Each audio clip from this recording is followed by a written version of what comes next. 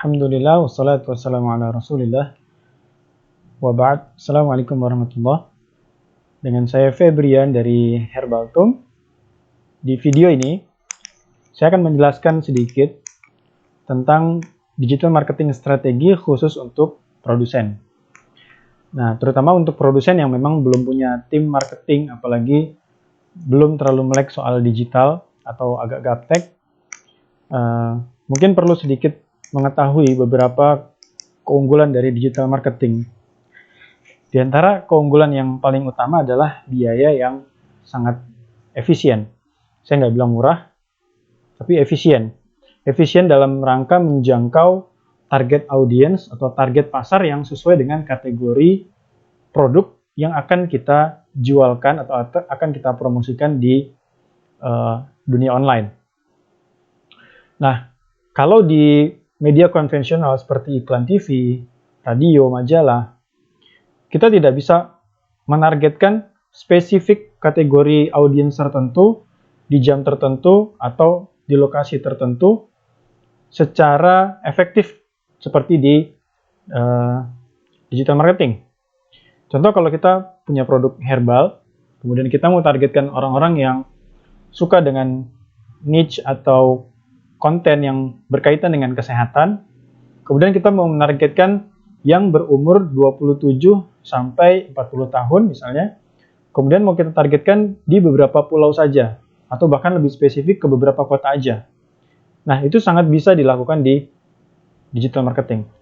Sementara di media-media lain, belum ada yang bisa seperti itu. Nah, makanya biayanya bisa sangat efektif, sehingga setiap spending iklan yang dihabiskan itu bisa menargetkan target yang sangat cocok dengan produk kita.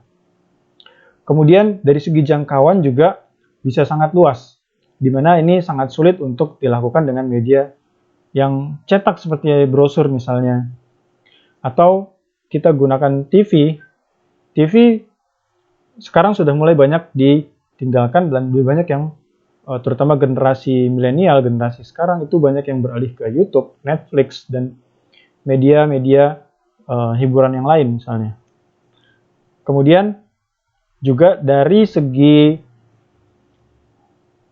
keefektifan iklan itu bisa lebih bagus karena dari segi tadi sebut selain biaya, kemudian target audiens yang pas, kita juga bisa menargetkan di misalnya jam-jam tertentu, atau kita mau menargetkan ke kategori calon pembeli yang suka dengan kriteria tertentu. Nah, dari beberapa keunggulan ini, maka banyak yang mulai menargetkan untuk menggunakan digital marketing. Tapi banyak juga yang bertanya, gimana harus mulai? Nah, ini sedikit gambaran tentang apa yang bisa dilakukan di digital marketing. Nah, kami pribadi di sini menggunakan ada tiga yang kami gunakan untuk branding di sosial media, kemudian di marketplace, kemudian di search engine. Ini untuk produsen, karena untuk reseller atau bukan produsen, selain produsen, mereka mungkin nggak terlalu diuntungkan dengan strategi branding ini, karena yang akan diuntungkan adalah si pemilik produk, di mana dia ngambil produk itu, nah dia yang lebih diuntungkan. Tapi dari si reseller sendiri, ya harus sangat-sangat pandai untuk mengelola iklannya supaya tidak boncos, supaya tetap tertutup dengan keuntungan yang dihasilkan. Biaya iklannya bisa tertutup dengan keuntungan yang dihasilkan. Nah, kita mulai dengan branding di sosial media. Tentu sosial media yang kita gunakan untuk iklan adalah yang banyak digunakan, di mana berkumpul calon-calon pembeli atau calon customers dari produk kita, disitulah kita beriklan. Contohnya Facebook, kemudian Instagram, YouTube, yang sekarang juga TikTok. Nah, kita akan bahas lebih sedikit spesifik ke iklan di sosmed, terutama Facebook Ads dan Instagram. Dan sebelum ke situ, business goals dari iklan di sosial media adalah bagaimana supaya iklan kita viral di sosmed, sehingga efeknya adalah banyak di-share orang karena kontennya selain menjual juga mengedukasi. Jadi menjual dengan konten edukasi. Kemudian setelah mereka melihat iklan tersebut, tertarik dan kemudian mereka mencarinya di marketplace, atau mereka mencarinya review di Google mungkin, atau yang diharapkan tentunya kalau yang beriklan biasanya langsung komen atau chat atau WhatsApp dan langsung membeli. Itu biasanya untuk reseller. Sementara kalau untuk produsen, kemanapun si calon customer itu pergi, produsen akan tetap diuntungkan. Misalnya orang itu tertarik sama iklan tentang obat pemutih, nah kemudian dia akan ke marketplace, dia cari produknya itu ke Shopee misalnya, kemudian dia cari apakah ada merek yang dimaksud dalam video itu. Nah kemudian dia tinggal cari dengan harga termurah atau yang paling banyak ulasan atau yang paling dekat dengan lokasinya. Kemudian dia akan beli di situ. Kalau yang beriklan adalah reseller, tentu dia rugi ketika orang sudah mengklik iklannya, si advertiser atau si reseller ini harus bayar misalnya Rp5.000 ke Facebook, kemudian tidak jadi beli ke orang tersebut, tapi dia larinya ke marketplace.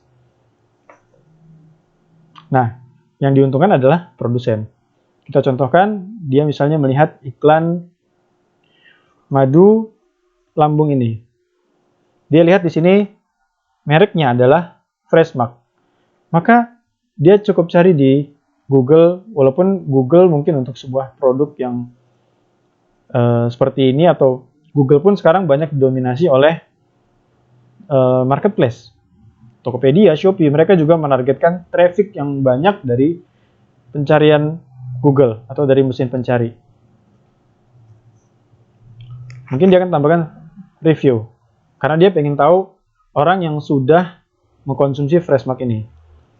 Walaupun yang lebih populer sekarang adalah mereka akan pergi ke Shopee atau Tokopedia atau Blibli dan Bukalapak, di mana mereka akan bisa mencari produk tersebut dan mendapatkan promosi. Bisa promosi ongkos kirim, promosi cashback, dan lain-lain. Tergantung favorite marketplace mereka di mana.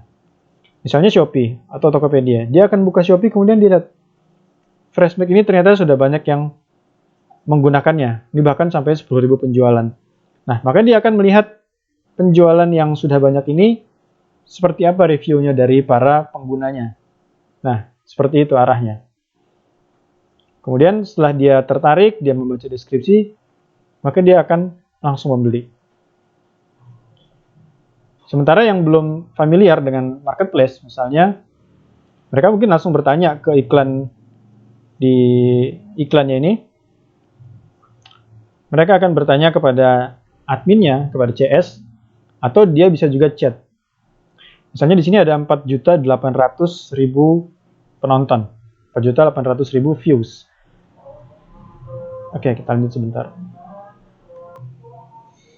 Jadi seperti itu polanya, ketika dia beli, maka agen semakin mendapatkan banyak penjualan, dan agen pun akan semakin banyak melakukan repeat order kepada produsen. Itu strateginya. Karena memang banyak dari pembeli itu masih memikirkan lokasi si penjual. Kalau dia dekat dengan lokasi penjual, tentu dia akan lebih yakin untuk langsung membeli dibandingkan dari lokasi yang jauh. Kemudian bisa juga ke websitenya langsung, komen, chat, WhatsApp, atau ke websitenya langsung, website si penjual. Kalau langsung ke websitenya berarti seperti ini, akan masuk namanya landing page. Landing page ini akan ada informasi lengkap tentang produk, dan ujung-ujungnya memang akan membeli, bisa melalui form seperti ini, atau nanti di follow up dengan CS, atau bisa di inbox di Facebook tadi.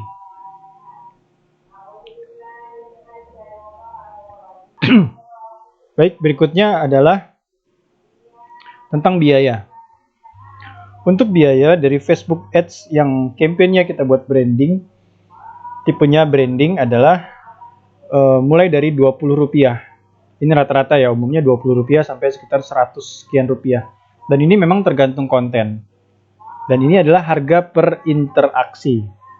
Interaksinya itu adalah bisa berupa likes, komen, atau kalau iklan video adalah melihat video. Ini contohnya di sini. Di sini adalah iklan yang saya buat. Ini Rp25 per play-nya. Dan totalnya ada 19.000 true play dan pemutaran videonya total ada 32.500 sekian. Dan kemudian di sini juga bisa kita ketahui trafficnya berapa persen yang menonton sampai dengan setengah video. Misalnya sampai di sini 50% video adalah di menit ke 0,20 sekian. Nah, itu ternyata 54% yang melihat videonya sampai pertengahan. Artinya kita tahu di titik mana perubahan atau perubahan perilaku penonton, sehingga kita bisa memperbaiki kualitas videonya. Atau jika memang benar kurang bagus, kita bisa membuat yang baru dan mengupload video yang baru. Kemudian dengan start mulai dari 3 juta, dengan biaya interaksi 20-100 rupiah, kita bisa mendapatkan estimasi 30.000 sampai 150.000 interaksi. Dan ini akan naik secara bertahap. Jadi bayangkan hanya dengan Rp25, kita bisa mendapatkan calon pembeli yang menonton video kita, untuk kemudian tentunya target akhirnya adalah membeli produk.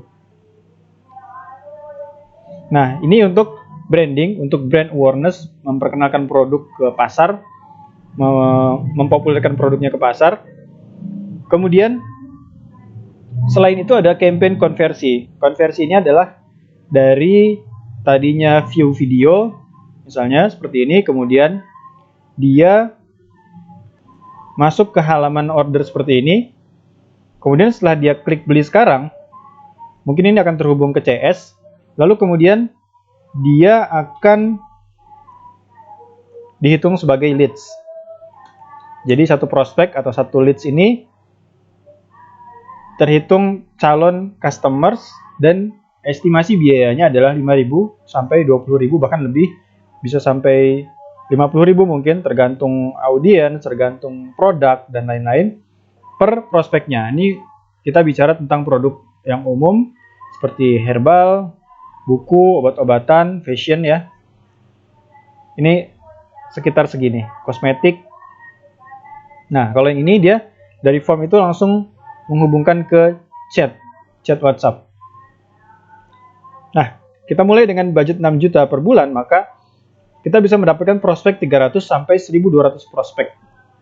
Ingat ya, ini prospek, bukan pelanggan yang beli. Karena dari 300 ini atau 1.200 ini harus kita olah, kita jadikan mereka sebagai pembeli. Nah, di sini tugasnya nanti customer service. Yang mana customer service itu akan mengkonversi dari calon pelanggan menjadi pembeli. Calon pembeli menjadi pembeli, bahkan bisa menjadi pelanggan loyal. Nah, kemudian kita akan bahas tentang marketplace. Kalau tadi dari traffic Facebook atau Instagram, kita bisa mengarahkan mereka ke marketplace, atau mereka sendiri yang mencari ke marketplace. Di sini khusus langsung iklan di marketplace. Jadi goalnya adalah iklan di marketplace ini bagaimana biar iklan produk Anda itu ada di posisi teratas untuk branding, mengalahkan kompetitor. Kemudian juga untuk menggiring harga bid di pasaran. Saya contohkan seperti ini. Jadi misalnya ketika seorang mencari kapsul pemutih badan di Tokopedia, maka iklan yang paling atas ini adalah yang paling punya potensi untuk diklik. Jadi calon pembeli akan cenderung mengklik iklan yang paling atas, dan jika memang produknya cocok atau sesuai dengan keinginannya, maka dia akan melakukan pembelian. Sementara untuk produk yang tidak menarik, maka dia akan scroll ke produk lainnya. Dia akan skip produknya, akan pindah ke produk lainnya. Kita misalkan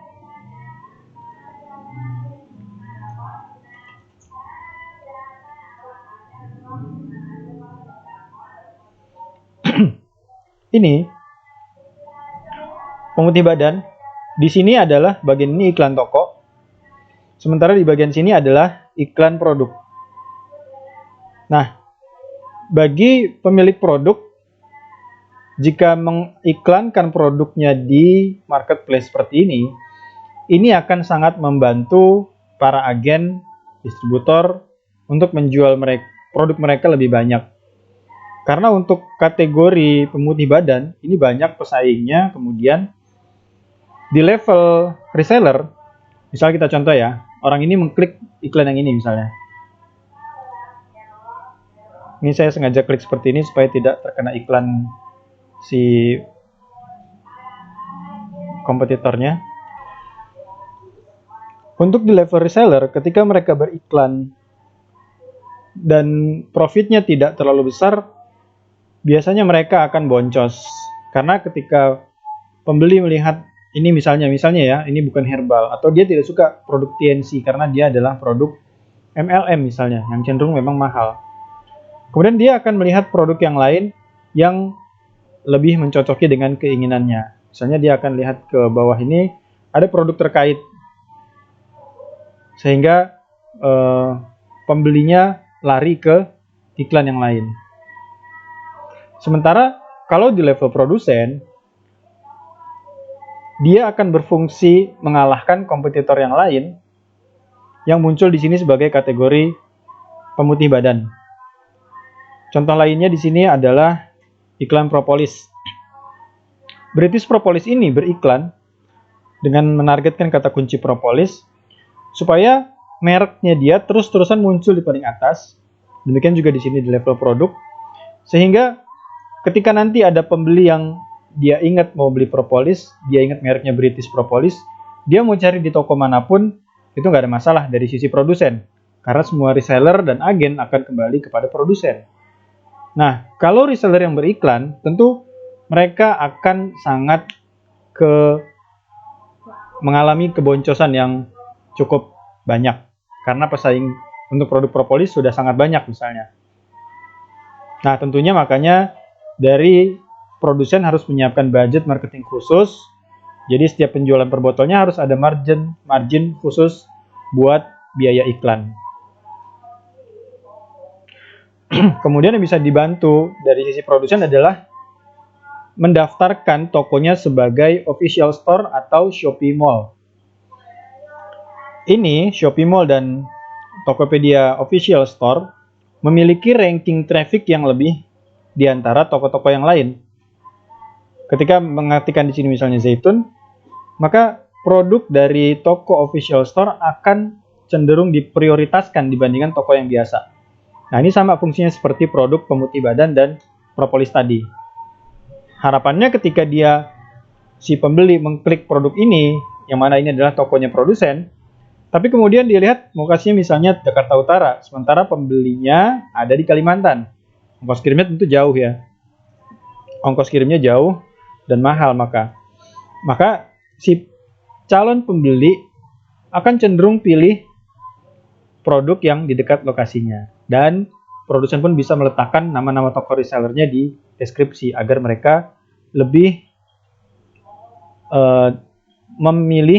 memprioritaskan untuk belanja di toko yang ada di agen.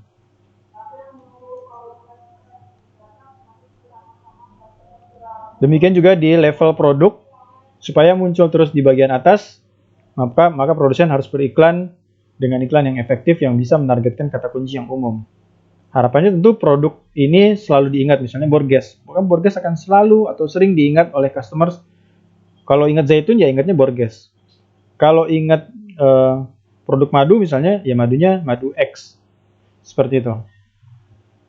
Dan marketplace juga sangat hot market ya.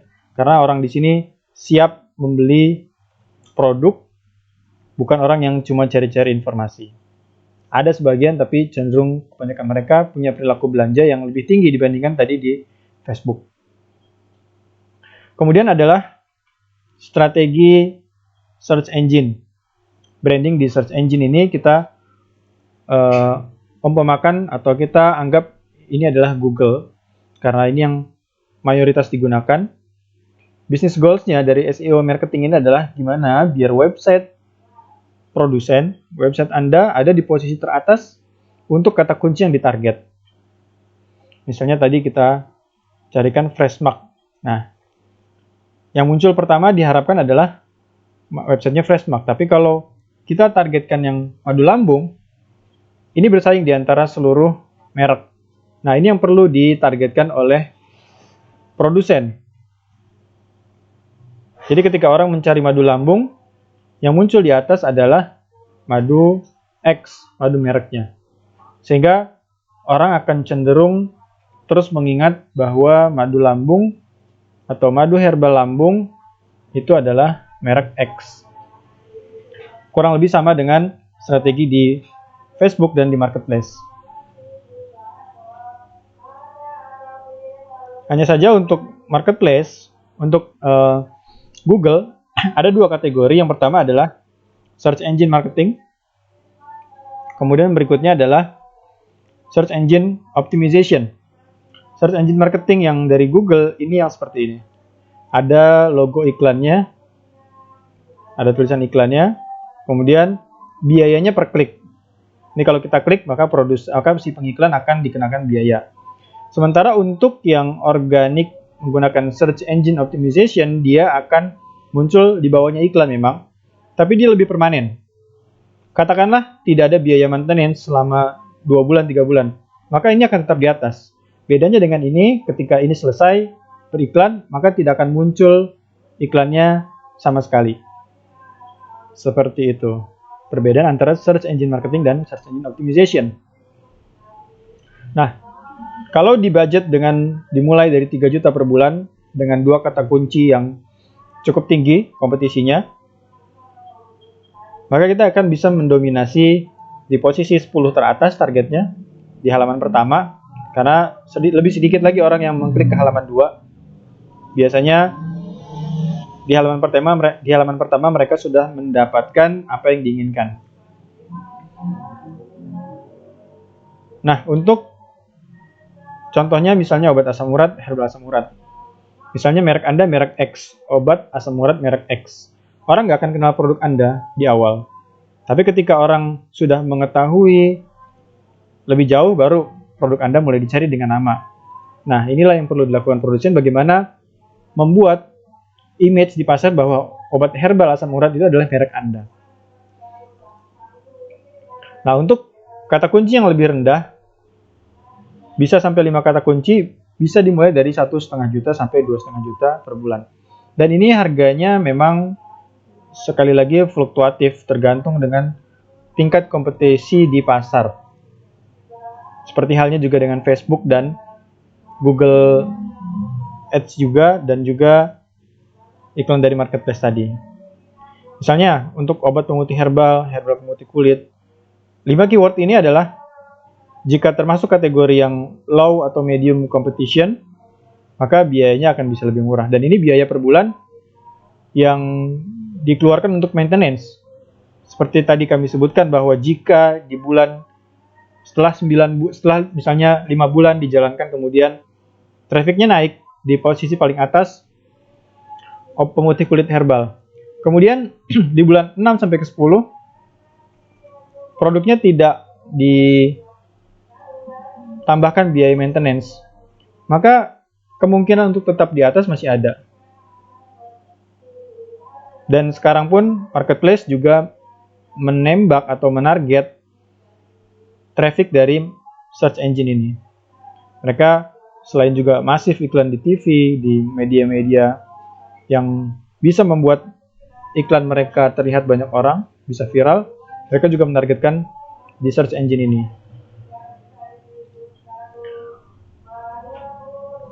Nah, kemudian dari produk-produk yang sudah ada testimoni itu bisa ditingkatkan, di-boost lagi untuk digunakan sebagai bahan iklan. Jadi dibuatkan video atau screenshot, kemudian bahan screenshot atau video tadi digunakan untuk bahan iklan, dan video testimoni tadi juga bisa digunakan untuk pertimbangan pembeli yang belum yakin dengan produknya, sehingga meningkatkan trust produk. Tingkat kepercayaan terhadap produk tersebut lebih tinggi karena sudah ada pembuktian testimoni. Dan pelanggan yang sudah menggunakan, kemudian didokumentasikan, dan kita minta izin untuk diedarkan atau dipublikasikan, mereka akan cenderung merasa dihargai. Dan mereka juga bahagia karena bisa membantu calon pelanggan lain untuk mengatasi keluhan yang juga pernah mereka rasakan. Seperti itu. Mungkin itu penjelasan singkat dari strategi digital marketing. Banyak strategi lain ini sekilas. Nanti ketika diskusi kita bisa lebih mendalam untuk pembahasan bagaimana strategi yang pas untuk setiap produk yang akan diiklankan. Demikian, terima kasih untuk waktunya sudah mendengarkan dan menyimak video ini sampai akhir. Barakallahu fikum. Kita tutup dengan doa kafaratul majlis. Subhanakallahumma wa bihamdik, asyhadu an la ilaha illa anta astaghfiruka wa atubu ilaik. Assalamualaikum warahmatullahi wabarakatuh.